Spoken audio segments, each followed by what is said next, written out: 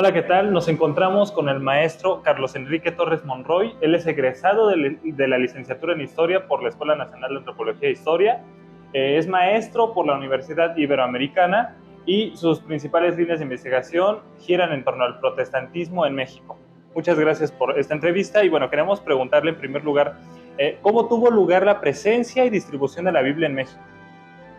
Gracias, Johan. Bueno, para hablar sobre eso hay que pensarlo en dos momentos históricos. Uno que tiene que ver con la Biblia protestante como un artefacto, como un objeto que lo podemos ver cómo se distribuyó de manera individual casi desde los inicios de la presencia europea en América y dentro de un contexto de intolerancia religiosa, porque acordemos que pues bueno, las colonias españolas y bueno, la presencia española y portuguesa implicó que no hubiera más expresiones religiosas que la Iglesia Católica.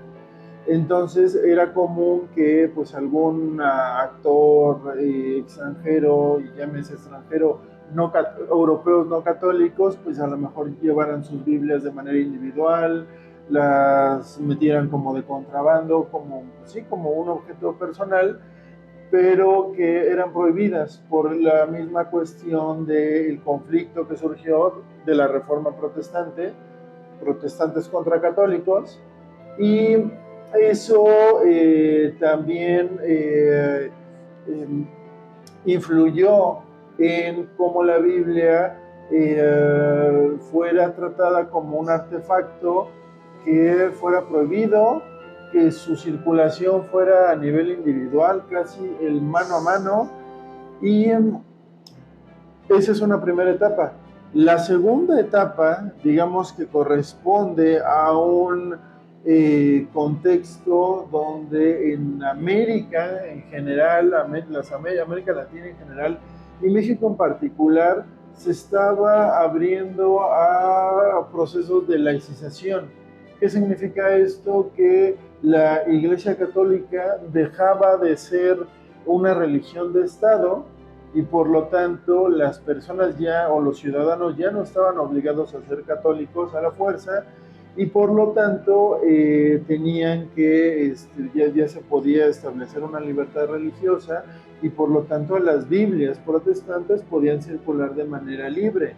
Entonces aquí es importante porque pues bueno, vemos que en la primera etapa es más de actores particulares que lo hacían en contextos donde había una intolerancia religiosa, a otro momento donde, pues bueno, a partir de esta abertura religiosa, pues se crea la necesidad de distribuir Biblias, porque acordémonos que el protestantismo implica un contacto con la Biblia como un libro, como un objeto cultural, que tienen que leer, que tienen que hacer su quehacer religioso a través de él. Entonces, ¿quién va a suplir esa necesidad? Pues lo van a hacer las llamadas agencias bíblicas. Pues, como por ejemplo la Sociedad Bíblica Británica y Extranjera y la Sociedad Bíblica Americana. Hay que recordar que estas sociedades particularmente se abocaban a la traducción de Biblias a distintos idiomas y hacían el trabajo, pues bueno, de traducción, de edición y de circulación por diversos lugares. Entonces ahí también esto es importante mencionarlo porque estas agencias bíblicas también se conforman como instituciones o actores globales que ayudan a difundir la Biblia como un artefacto cultural y también pues las ideas del protestantismo a nivel de México, pero también a nivel continental y mundial. Muy bien, y bueno, en relación con lo anterior, ¿cuáles fueron algunas de las dificultades que se presentaron para esta presencia y distribución de la Biblia en México? Tenemos que tener en cuenta de que hablar de pluralidad religiosa implica que hay un entorno donde la iglesia mayoritaria, que en este caso sería la católica, empieza a entrar en un paulatino pero constante conflicto por su legitimidad frente a nuevas opciones de creencia. Y claro, las sociedades protestantes que llegaron a México ya en el último cuarto del siglo XIX, pues de alguna u otra manera conforman esa competencia que hace que la Iglesia Católica empiece a cuestionar no solo el por qué están aquí estas iglesias, sino también también tratar de deslegitimizarlas. Entonces es curioso porque también encontramos pastorales de obispos que están mexicanos que están pidiendo que la gente no lea estas Biblias protestantes. Y también esto es muy importante porque tenemos que aclarar que la Biblia protestante y la Biblia católica no es lo mismo. Por ejemplo, estas agencias bíblicas protestantes distribuyeron una versión que es la Reina Valera, que es una edición en castellano de la Biblia y que es una edición que omite ciertos textos que la Biblia católica sí acepta. Entonces aquí también esto es importante porque estamos hablando de cómo a través de un libro se van estableciendo diferencias doctrinales entre una iglesia y otra. Y entonces pues ahí empiezan los conflictos. También es importante recalcar que dentro de esta dinámica de circulación de la Biblia, pues también está el asunto de quiénes las están distribuyendo, porque tenemos que ver que pues son personas.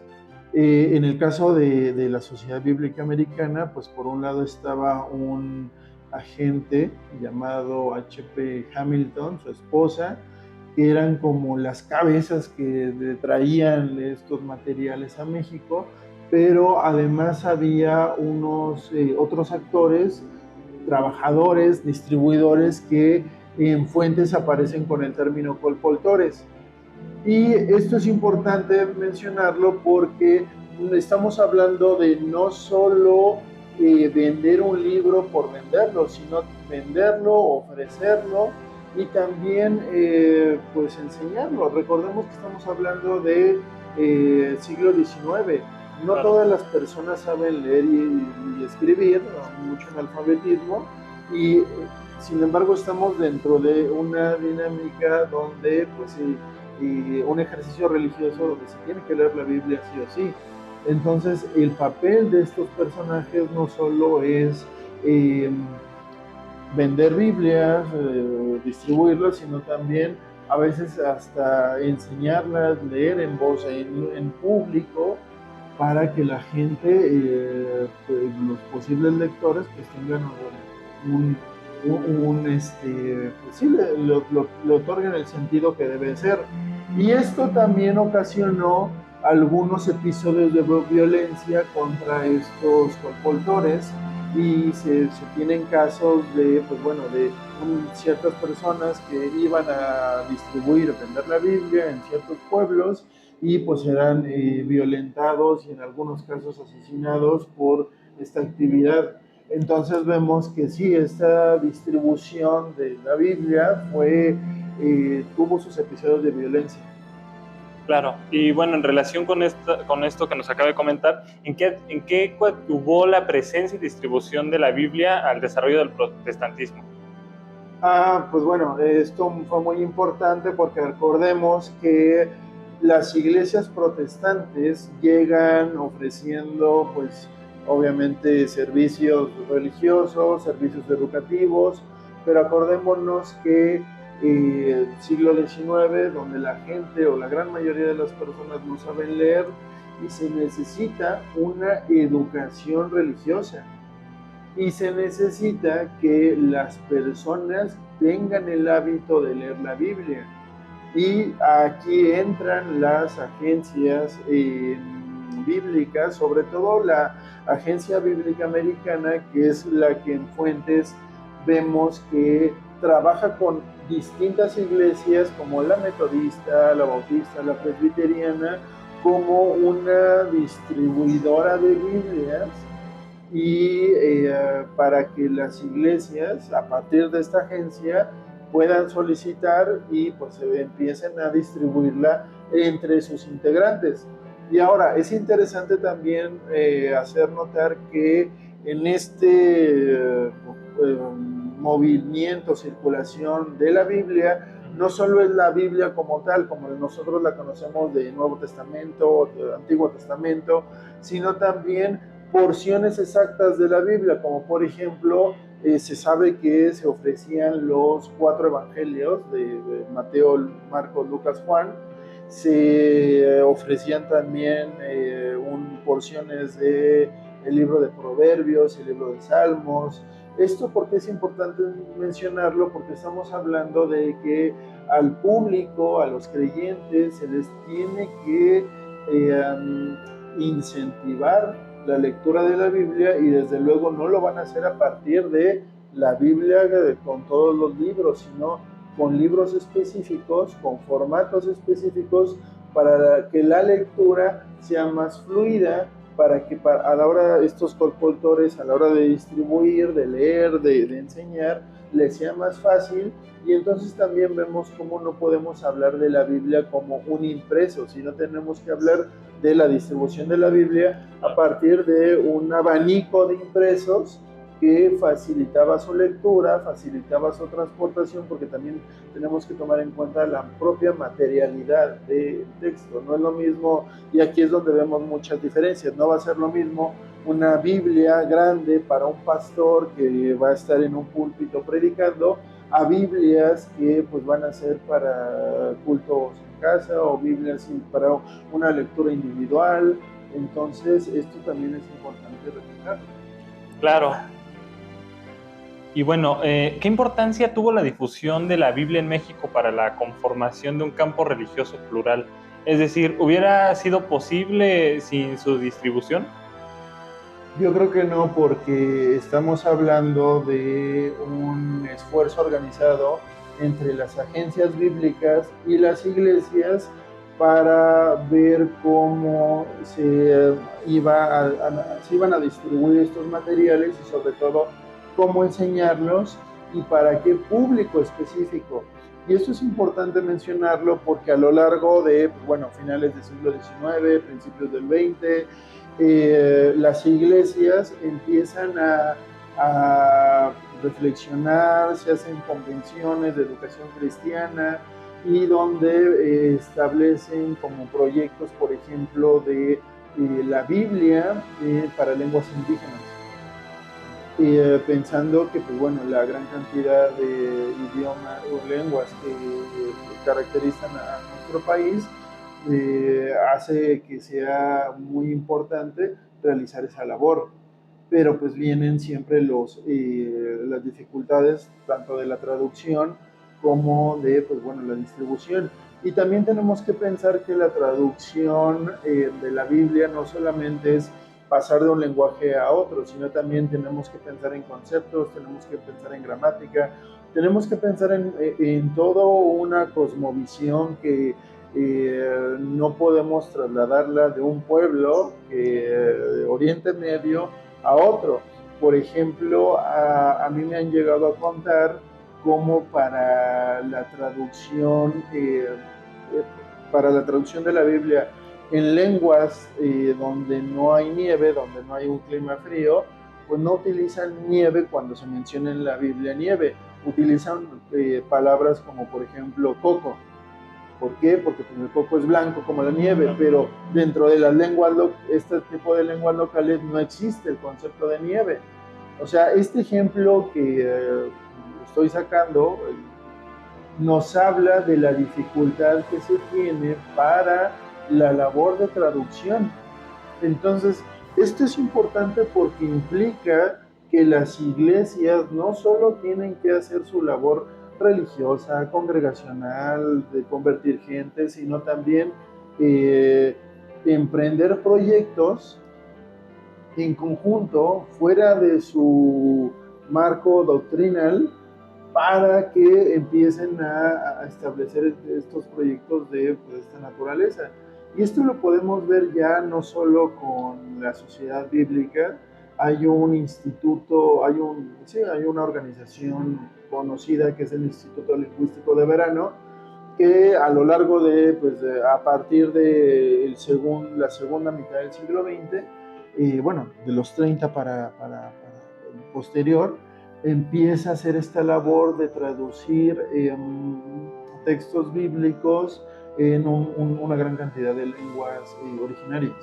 Entonces, esto también nos ayuda a entender cómo, más allá de la controversia que genera el Instituto Lingüístico de Verano, también nos ayuda a ver cómo estos esfuerzos han hecho posible que otras personas de diferentes lenguas pues tengan esta oferta religiosa y por lo tanto podamos pensar en una mayor expansión del campo religioso en México. Bueno, sobre todo el campo religioso evangélico protestante. Claro, y bueno, nos ha mencionado cosas bastante interesantes de distintas temporalidades y bueno, le queremos preguntar cuáles han sido las fuentes que ha podido identificar para el estudio de la Biblia en México. Pues es muy interesante porque uno a veces no pensaría que hay fuentes sobre esta temática, pero pues, nos estamos dando con unas gratas sorpresas. Una de ellas la podemos ver en la Hemeroteca Nacional de México, que es un repositorio, bueno, es un acervo documental que alberga una gran cantidad de periódicos del siglo XIX-XX y a partir de la página de internet, el motor de búsqueda que proporciona esta plataforma, cuando uno pone Sociedad Bíblica, Agencia Bíblica, encontramos que en efecto, pues sí, aparece dentro de las publicaciones de las iglesias protestantes, pero también en la prensa común o en la prensa católica. Entonces, esto es muy importante porque nos está hablando de cómo un emprendimiento, una agencia, está teniendo ecos dentro de la opinión pública, porque también tenemos que pensar que la Biblia no solamente es un objeto, un artefacto de índole religioso, también es un artefacto de índole cultural y la gente, aunque no sea creyente, pues puede acercarse a estos materiales, leerlos, comentarlos y por eso tuvo una cierta atracción. Ahora, también, desde luego, podemos encontrar fuentes sobre la agencia bíblica o la sociedad bíblica dentro de los periódicos católicos, que pues bueno, ahí aparece, pero como una forma de crítica. Y esto es importante también porque vemos que estos actores católicos, pues de alguna u otra manera, se están acercando a estos materiales protestantes para revisarlos, para leerlos y para refutarlos. Entonces se vuelve una fuente también útil para contrastar y ver cómo opera esta pluralidad religiosa, que ya lo habíamos comentado, que implica competencia, implica deslegitimar a la otra creencia. Otras fuentes las encontramos aquí en la Comunidad Teológica de México, donde afortunadamente llegaron aquí al acervo documentos de la Sociedad Bíblica Americana, donde pues bueno aparecen cartas de este agente H.P. Hamilton, otros actores, pedidos, gráficos, tablas con cuánto habían distribuido, qué precios, y pues bueno, es una fuente que pues no se ha trabajado tanto, apenas con algunos estudiantes estamos haciendo esta labor de clasificación y ordenación, y pues bueno, esa es otra fuente. Otra también son lo que produce la propia agencia o la sociedad bíblica, no solo por la Biblia, sino por todo boletines que nos dan cuenta de su propio quehacer. Entonces eso es importante porque nos permite ver la evolución de esta agencia o de estas agencias en la que pues empiezan pasan de, pues, bueno, vamos a distribuir tantas Biblias, tanto vamos a traducir a estas lenguas, o vamos a hacer estos proyectos, o vamos a trabajar con las iglesias, y se vuelve una fuente importante para ver cómo es la evolución de la distribución y de la edición de la Biblia, porque recordemos que la Biblia no solamente es un objeto de índole religiosa, sino también tiene su componente material, y ese componente material también está en función de los lectores. Entonces, las propias ediciones de la Biblia se vuelven una fuente en sí misma en la medida en que nos acercamos a cómo se está editando, procesando la Biblia para distintos públicos. Entonces vemos que hay Biblias para niños, o sea, ilustradas, Biblias para mujeres, Biblias para matrimonios, Biblias para de estudio, de que llevan más información precisa, y entonces eso también constituye una fuente para acercarnos a cómo la Biblia, como un artefacto cultural, se produce, se edita, se distribuye y se lee. Claro, y bueno, ahorita nos mencionó que la Biblia es además un artefacto cultural, incluso las personas no religiosas se pueden acercar, o sea, se acercan, ¿no? Entonces, más allá de lo religioso, ¿por qué es importante conocer la presencia de la Biblia en México? Porque nos permite pensar en la pluralidad religiosa de nuestro país, que muchas veces se ha hablado en términos de un país católico, donde hay minorías, que esas minorías a veces no aparecen, pero tenemos que considerar que esta diversidad religiosa ha estado presente por lo menos desde el último cuarto del siglo XIX, y que poco a poco se ha ido influenciando a la sociedad mexicana. Lo ha ido haciendo a través de sus artefactos culturales, a través de su educación, a través de su modificación incluso de la arquitectura, pensando en los templos que edifican, pensando en toda esta conflictividad que produce la pluralidad religiosa, pero que también nos habla de cómo los mexicanos están en su libre derecho, o ejercen en su libre derecho de elegir ciertas creencias, y elegir afiliarse, desafiliarse, volverse a afiliar, y esto nos habla de cómo esta sociedad mexicana ha ido en estos procesos de secularización, laicismo y diversidad. Claro. Y bueno, ¿dónde se encuentra el conocimiento en torno a la historia de la Biblia en México? ¿Qué falta por hacer? Es decir, ¿cómo las instituciones teológicas y bíblicas pueden coadyuvar a ello? Yo creo que esto es un trabajo que compete a múltiples disciplinas, o sea, está la sociología, está la teología, pero también está la historia, pero también está la sociología, la antropología, que nos ayudan a entender cómo a lo largo del tiempo y cómo a través de distintas prácticas la Biblia se ha ido editando, ha ido circulando, tiene alcances nacionales, pero también globales, cómo se ha traducido, cómo está la operación de la propia circulación del texto. Ya lo habíamos comentado, de Biblias para distintos públicos. Sí. Y hoy en el siglo XXI ya estamos pensando en Biblias, o bueno, el acercamiento al texto bíblico a partir del medio digital.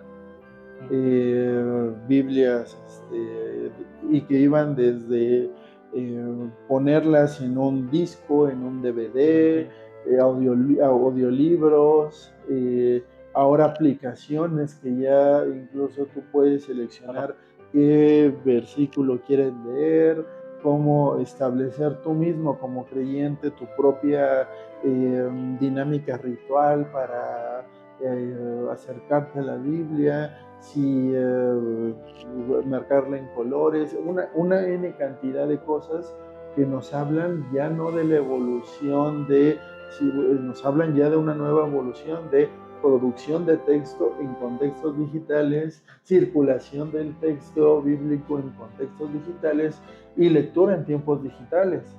Y eso es importante también ver porque pues no está exenta de conflictos. Me imagino que entre la audiencia va a haber gente que diga que cómo es posible o que vean conflictos de cómo es posible de que las personas dejen de leer el texto físico para acercarse a su celular. Pero pues al final volvemos a la cuestión de que es un traslado de lo físico a lo digital y donde las personas lo utilizan. Y donde desde luego en estos procesos también hay una revalorización de lo físico. Y es una revalorización de lo físico, pero a partir de lo digital.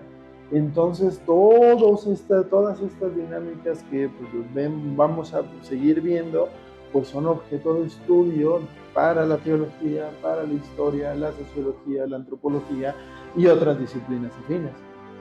Claro, pues nos ha hablado de cosas bastante interesantes, de una gran diversidad de temas, de retos incluso, y bueno, le agradecemos mucho por su participación y bueno, hasta la próxima. Gracias, Johan.